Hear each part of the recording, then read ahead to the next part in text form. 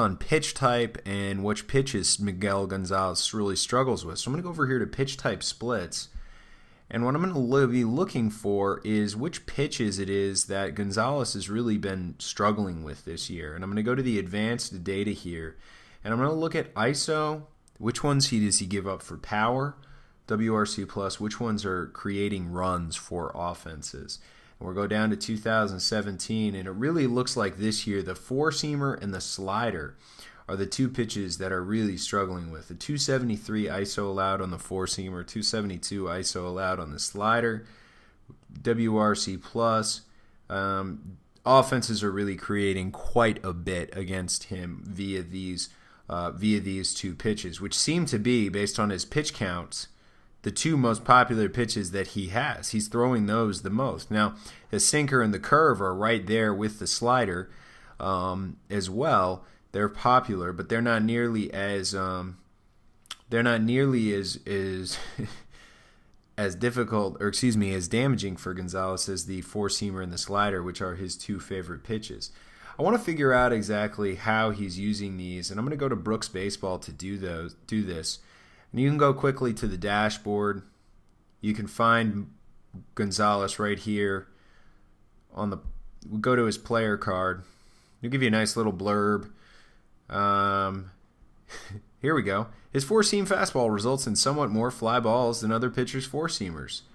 Hey, all right. His sliders basically never swung at and missed compared to other pitchers. Yikes. So what we really want is all the data on these pitches. And what we're going to look at is his usage. We want to figure out which pitches he uses against who. Okay, so against left-handers and right-handers. Oh, just got a message from Go Cubs. Interesting.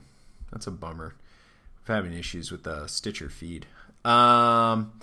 Anyway, that's the premium chat, man. Staying connected with the guys, figuring out what's going on with the show.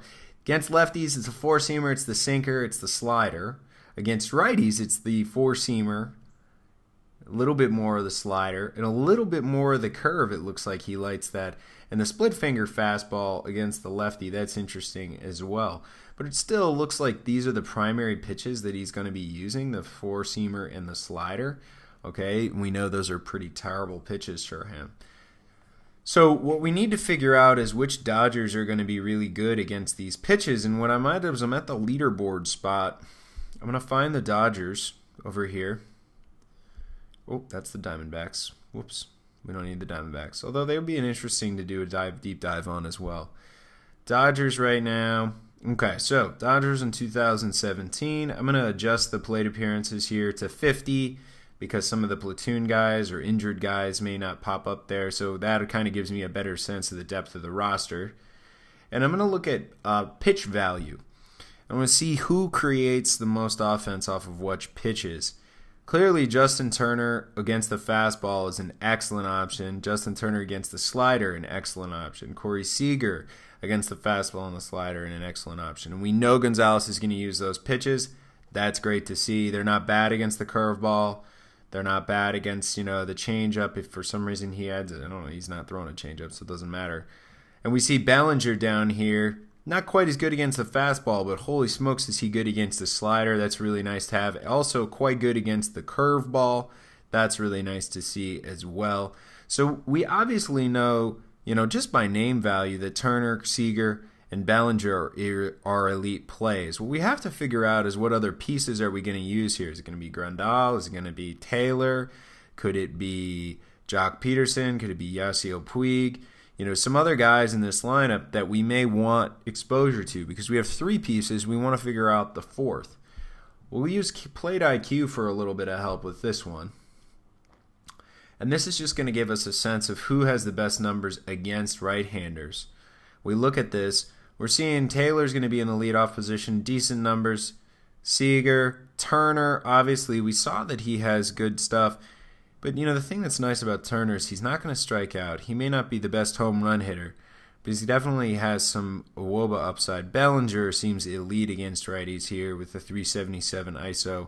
So, these three guys are kind of penciled in right here. We like their spots in the order. We know they're pricey, but they seem to be in a great position against Gonzalez. I'm kind of debating right now whether or not it's going to be Taylor on the leadoff, Peterson or Grandal, or maybe even Yasiel Puig as my fourth piece in this stack. Now, each of them has their own merits, but we're going to have to sort through who the best option is. And if we remember, Gonzalez is going to throw, primarily the four-seamer, the slider, the sinker, the curve, right? Maybe a little bit of this split-finger fastball. But we really want somebody who's going to be able to attack the four-seamer, the slider, and maybe one of these other pitches, okay? Maybe one of these other pitches that he throws. So what we're going to do in order to figure that out, when there's Brooks Baseball page, just remind us of our percentages, we're going to go over to here to Baseball Savant. We're going to check on these guys. And if we look, for example, let's look at Cody Bellinger, and I'll show you exactly what I see here. When we go to Cody Bellinger, we can affirm what we already know by looking at his pitch splits. We go to 2017. We make sure we're comparing Bellinger's current season with Gonzalez's current season. And we see he's smashing the fastball and the slider. Well, that's what we already knew. We knew that those were his favorite pitches to hit. We know he's going to be okay against the curveball as well. 895 slugging. Okay. Sinker, not so much. One homer against the sinker. That's actually kind of fun that we noticed that.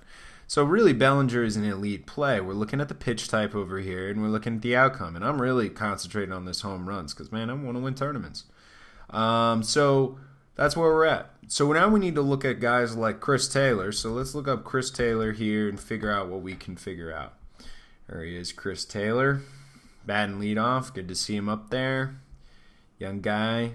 One of the only Dodgers who can stay healthy. All right, so there you are, Chris Taylor, 2017. He looks like he's hitting the fastball and the slider well. Not a ton of power. Okay. We've got a two-seamer.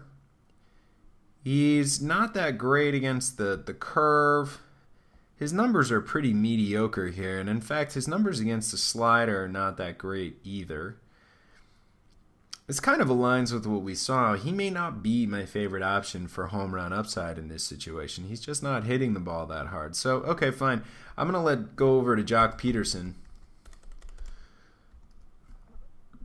Take a look at Jock Jams. Let's see how he does. What we're looking for, remember, is guys who can hit the fastball and the slider, and then maybe they'll hit one of these other pitches that Gonzalez uses.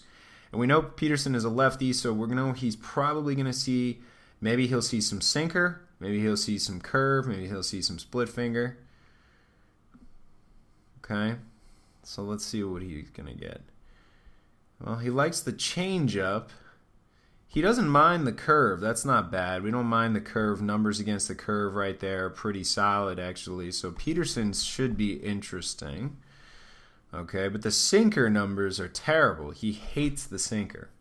Interesting. And his numbers against the slider are pretty bad too if we look at that, the fastball. So he loves the changeup.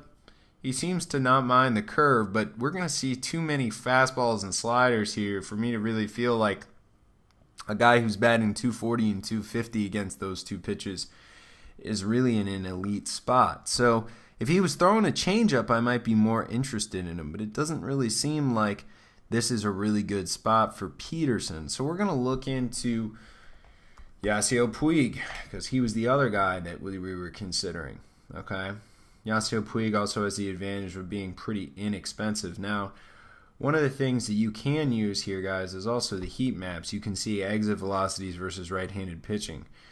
Okay, this year we know it looks like if you put the ball up and out for Puig, he can really smash it or over the plate. He likes a little bit of separation, right? He's coming from the right-handed side of the plate. Boom. Those seem to be his spots.